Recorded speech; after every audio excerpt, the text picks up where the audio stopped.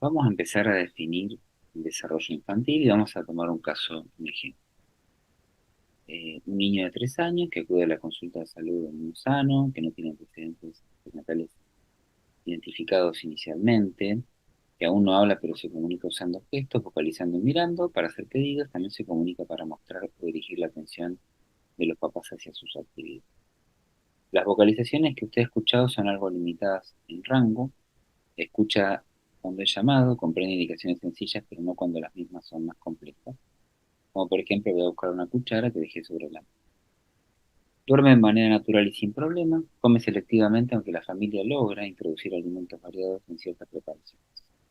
Suele enojarse con intensidad cuando recibe una negativa o cuando algo no sale como él. Los papás se muestran estresados cuando esto ocurre y en ocasiones han castigado al niño de manera física y con frecuencia a través de la suspensión de actividad, como por ejemplo usar la televisión o el celular. La mamá de este niño ha transitado recientemente situaciones difíciles como el fallecimiento de su mamá y la abuela del caso, luego una larga enfermedad. Por este mismo motivo ha perdido su trabajo y ha tomado recientemente un nuevo empleo. Tuvo dificultades económicas y ella piensa que esto ha derivado en el retraso del niño. Resumiendo, tenemos un niño con ausencia de lenguaje, que vocaliza de manera frecuente pero que esas vocalizaciones tienen poca variabilidad, que se comunica, la comunicación no verbal, digamos que parece adecuada, que tiene un temperamento algo difícil, hay situaciones psicosociales que fueron importantes y nos preguntamos si puede haber culpa o sentimiento de culpa y nos preguntamos tal vez, una de las primeras preguntas que nos hacemos es si podemos sospechar de algún problema de audición. Bueno, este caso nos va a disparar un poquito, vamos a definir qué es el desarrollo, vamos a tratar de establecer un posicionamiento, que es un poco lo que venimos haciendo, y vamos a discutir un poco más en detalle cuáles son los determinantes del desarrollo, y vamos a empezar a introducirnos en cómo se evalúa, ¿sí? Los modelos teóricos de utilidad para la clínica y el razonamiento clínico de la evaluación, ¿sí? Vamos a empezar un poquito, eh, nos gusta pensar al desarrollo como algo parecido al aprendizaje, ¿no? Como la posibilidad de nuevas habilidades, ¿no? Y en general se encuentra en una situación en que aumenta la complejidad o hay cambios culturales y funcionales. Estas nuevas habilidades se aprenden en contexto, lógicamente, tienen una base genética, implican cambios en el cerebro, se producen en toda la vida, pero hay periodos sensibles y periodos críticos. Y existe cierta relación entre los logros que se van produciendo en diferentes momentos, ¿sí? Esto lo podemos relacionar un poco con lo que hablamos anteriormente, y es uno de los fundamentos de las intervenciones tempranas y sostenidas, ¿no? Ir logrando logros que después sirvan para nuevos. Además, un poco volvemos a meter estos conceptos desde una perspectiva social. El desarrollo de las personas contribuye al desarrollo social de las comunidades y al desarrollo económico, y esto es un círculo virtuoso, ¿no? Mayor cohesión social, comunidades más desarrolladas, mayores posibilidades para la infancia, ¿no? Y las comunidades más cohesivas, bueno, facilitan la participación y la salud. Por eso muchas veces uno siente que el eje de la cuestión son las políticas públicas y las políticas familiares. Desde una perspectiva estratégica, necesitamos sí o sí centralizar la atención en el primer nivel por la prevalencia que tienen las situaciones de desarrollo, que es fundamental profundizar la interacción entre salud, educación y trabajo social, y tener una mirada obviamente ecológica y funcional. Bueno, veamos un poco los periodos críticos, son momentos en los cuales si un estímulo que favorece el desarrollo no está presente, esas habilidades podrían no producirse, como por ejemplo si no tenemos la posibilidad de estar estimulados por la luz, el desarrollo de la retina puede verse bastante afectado, ¿no? Y esto tiene un periodo crítico muy corto. eh, Bueno, por eso las cataratas congénitas, digamos, son de búsqueda activa en todos los recién nacidos. Estar expuesto al habla también tiene un periodo crítico un poquito más prolongado para la función que sería el desarrollo del lenguaje, ¿no? Por eso también la búsqueda activa de problemas auditivos, mientras más temprano mejor, y pasando a esta edad puede ser muy tarde hallarlo. La figura de apego primario, esto tiene una aplicación, bueno, para cuando eh, existe la necesidad de adopción, ¿no es cierto? Si esta adopción se produce posteriormente a esta edad de 4 aproximadamente, es más difícil, no es que sea imposible, pero es más difícil que se produzca un vínculo de la intensidad que se produciría en contextos naturales, ¿no? La nutrición adecuada es importante para el desarrollo cognitivo. Por ejemplo, la anemia sin tratamiento adecuado puede afectar el desarrollo intelectual más adelante. La visión binocular, o sea, cuando los ojitos están bien alineados y permiten, bueno, esto permite que ambos ojos desarrollen agudeza visual, ¿no? Y hay un límite un poco más amplio, que si no se corrige los defectos en la iluminación ocular, bueno, hasta los 7 años ya tenemos mucha posibilidad de ambliopía, o sea, una alteración de la agudeza visual del ojo que se encuentra. Más allá de los periodos críticos, también hay periodos sensibles en los cuales se supone que es mejor, es mejor estar ante los estímulos necesarios, ¿no? Y es probable que después igual sea bueno recibir los estímulos necesarios, pero en estos periodos sensibles es mucho mejor. Para el autismo, las dificultades del lenguaje más severas, sobre todo los trastornos motores tal vez leves son difíciles de detectar y podría ser muy bueno detectarlos muy tempranamente, ni hablar los severos. La hiperactividad, ¿m? Que en general, bueno, solemos estar eh, llegando a la posibilidad de atención a partir de los 7, 8 años, muy frecuentemente, y si pudiéramos estar cerca de los 5 podríamos prevenir un montón de dificultades de estrés familiar, y bueno, educar a la familia un poco para acompañar a los chicos con hiperactividad. O sea que, además de periodos críticos, también hay periodos sensibles. Entonces, el desarrollo hasta ahora vamos revisando un poquito el concepto, es un proceso en el que cambia la estructura cerebral y la función, ¿sí? Y que evidentemente esos cambios dependen de ciertos estímulos y están un poco programados genéticamente. Pero no solo es así de simple, ¿no? Que hay un programa genético y factores ambientales. También, sobre todo cuando pensamos en las condiciones del desarrollo, es más complejo de tener. Y tenemos que ser cautos porque es común atribuir un poco todo a lo ambiental, ¿no? Por lo menos nosotros tenemos como un doble análisis. Nosotros hacemos foco en el contexto y en el ambiente a la hora de tratar de mejorar las posibilidades, pero en el contexto asistencial individual tenemos más precaución porque podemos generar más estrés, culpa, y además los determinantes del desarrollo no son tan sencillos, sobre todo cuando hay dificultad, ¿no? Una cosa es un desarrollo típico, sin mayores, digamos, situaciones en el que los factores del contexto están severamente afectados y eso puede generar ansiedad, problemas de conducta, y uno ahí le da un peso más al ambiental. Otra cosa es tal vez, como el caso que estamos presentando, un niño que tiene un trastorno del desarrollo del lenguaje, eh, bueno, tal vez hay un peso más genético. O sea, tenemos que ser cautos, es complejo, venimos como de distintas como vertientes, ¿no? Aquellas que marcan que está todo un poco predeterminado por la genética, aquellas que marcan que el ambiente determina un poco todo lo que va a pasar, y esto quedó completamente desactualizado. Fíjense que la relación entre genes y ambiente es muy interesante. Esta es la teoría epigenética. Fíjense que en la colmena de abejas, que, bueno, son como clones, digamos, son idénticos las abejas genéticamente. Sin embargo, el aspecto físico, o sea, el fenotipo cambia a partir de un factor ambiental que es el alimento al cual están expuestos, ¿no? Aquellas que están expuestas a jalea real desarrollan un poco la característica de la reina y lo pueden hacer varias, pero la primera es la que un poco domina la situación, queda como con esa aspecto. Y lo mismo pasa con otros tipos de abejas con otros roles dentro de la colonia. O sea que siendo idénticas genéticamente, hay un factor ambiental que modifica cómo se expresan los genes y eso modifica o afecta, en este caso, el aspecto, ¿no? Bueno, esa es la epigenética que está en la naturaleza, que está en un montón de procesos naturales. También la epigenética está en un montón de procesos de los trastornos del desarrollo.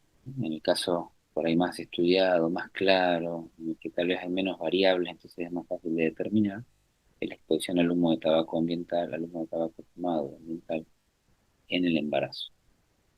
Pero la exposición sola no parece determinar hiperactividad y déficit de atención, sino que hay que tener una predisposición genética, ¿sí? Acá hay un estudio muy interesante que evalúa el polimorfismo del gen. El gen tiene que ver con receptores de neurotransmisores, no importa tal vez el detalle, y cómo la exposición prenatal, tabaco, más la presencia de ese factor predisponente, que no es una anomalía genética, pero es una variabilidad que un poco hace a un receptor que funciona distinto, un recaptador, por ejemplo, de neurotransmisores en unión sináptica, eh, ese, esa exposición al tabaco parecería aumentar la expresión de ese gen que tiene una variabilidad, y bueno, eso afecta la función de control de impulsos y determina el tipo de conducta de la hiperactividad. Pero si además hay algún otro de los genes involucrados, la exposición se va a 9, la exposición y esta combinación de genes aumenta 9 veces el riesgo de hiperactividad. Entonces vamos viendo que no es tan sencillo a veces cuando uno dice, bueno, tal vez en la consulta tenemos un chico hiperactivo y uno podría pensar como un poco en la línea de lo que veníamos incluso diciendo, bueno, el factor del contexto es muy importante, entonces uno podría decir, bueno, tal vez en este caso faltan límites o hay una situación de dificultad en los papás para manejar la conducta, y la realidad es que no hay una relación tan lineal y directa, es mucho más complejo. Los determinantes del desarrollo típico y los determinantes del desarrollo con algún tipo de dificultad son complejos, ¿sí? Pero en general podemos pensar que tiene que haber una base genética y algún factor ambiental. Muchas veces los factores ambientales son desconocidos por nosotros, porque, por ejemplo, los tóxicos están absolutamente en todos lados, entonces empieza a ser difícil identificar factores ambientales, ¿no? Bueno, dentro de la genética, digamos, la mayoría de las personas no tienen un factor de riesgo genético. También existen procesos más raros, cromosómicos, alteraciones genéticas, cambios en el número de copias, son cosas más raras. Y también existen factores predisponentes que no podemos tampoco encontrarlos fácilmente, ¿eh? Tal vez hay como más información en la investigación que en la práctica clínica. Entonces, en general, cuesta mucho dar una explicación exacta cuando tenemos alguna condición del desarrollo en los casos individuales. Pero podemos nutrirnos un poco de la investigación, ya cuando hablemos de estudio, de TDAH, de trastornos del lenguaje, de discapacidad intelectual, bueno, iremos viendo un poco de parálisis cerebral, iremos viendo que siempre hay algunos factores genéticos identificados, algunos factores ambientales identificados. En algunos casos, como la parálisis cerebral, puede ser más clara la asociación, en otros, como el autismo, puede ser más compleja o con muchas más variabilidades, ¿no?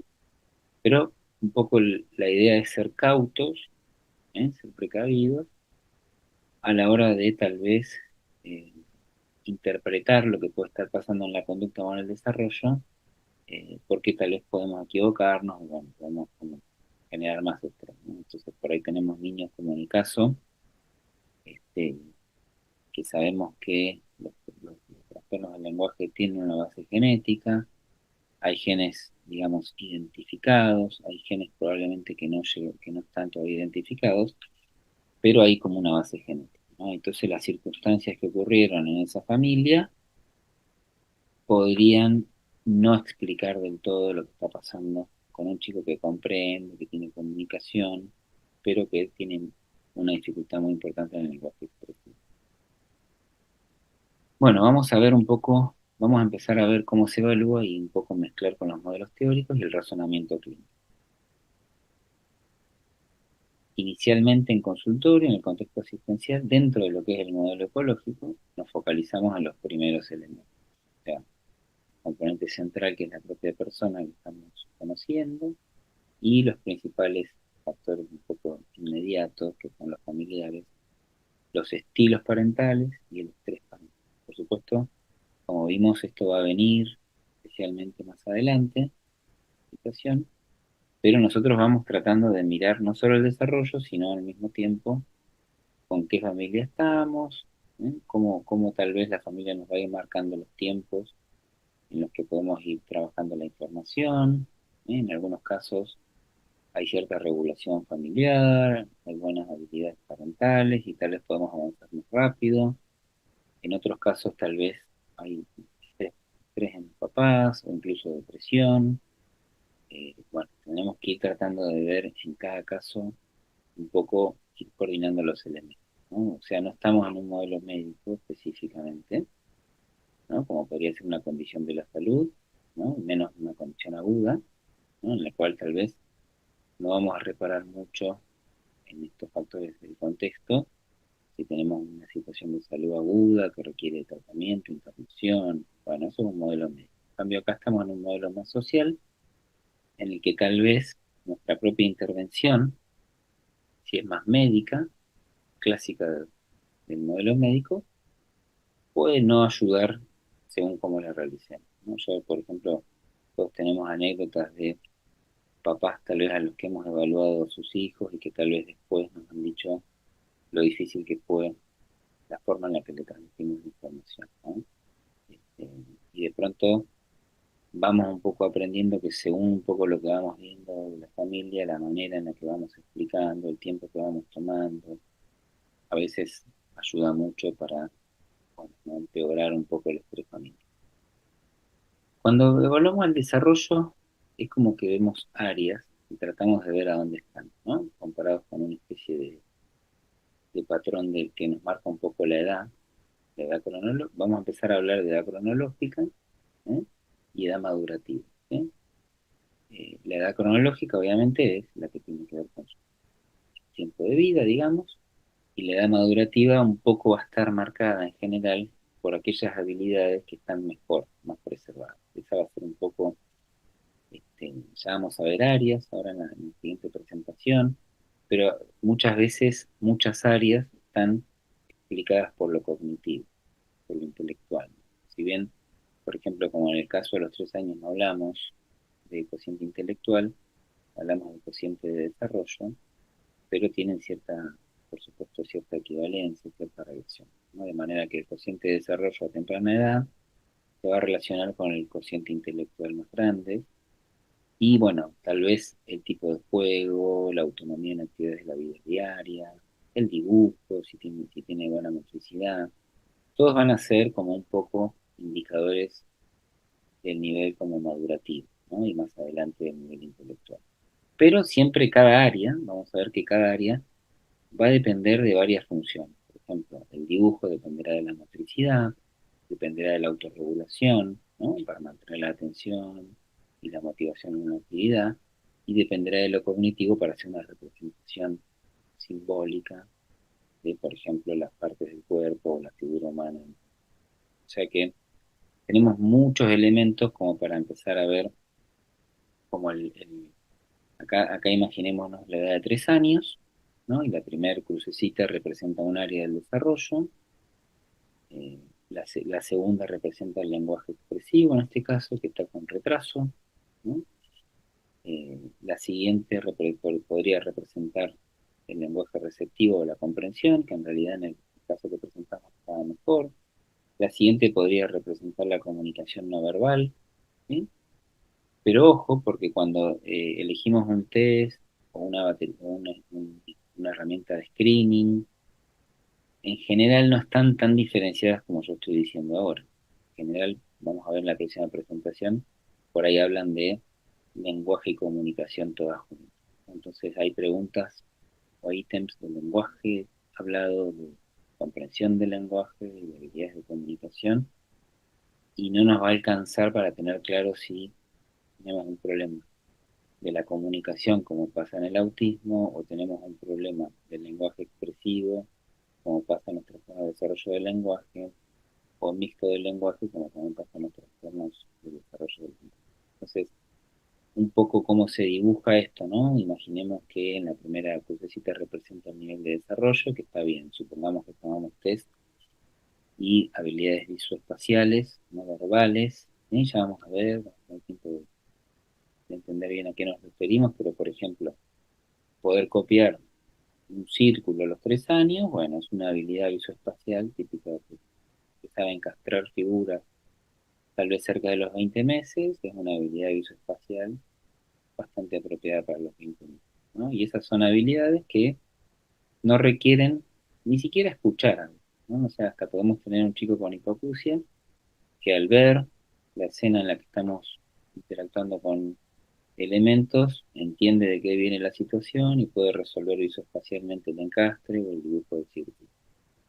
Entonces eso en general va a marcar más el punto en el que esperaríamos que esté en las siguientes áreas, ¿eh? Ese nivel como del desarrollo no verbal, por ahí en general es lo que casi siempre representa lo que después va a predecir un poco el desarrollo intelectual más adelante y es nuestro patrón en el que esperaríamos, ¿no? Si calculamos, como en el caso mencionado, que la edad madurativa en estas actividades de resolución de problemas está efectivamente en 3 años, esperaríamos que el nivel de lenguaje expresivo y receptivo, o sea, hablado y comprendido, también estuviera cerca de los 3 años.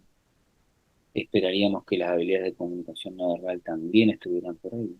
Esperaríamos que la autorregulación en general de la conducta también estuviera por ahí. ¿Sí? Lo mismo en todas las edades.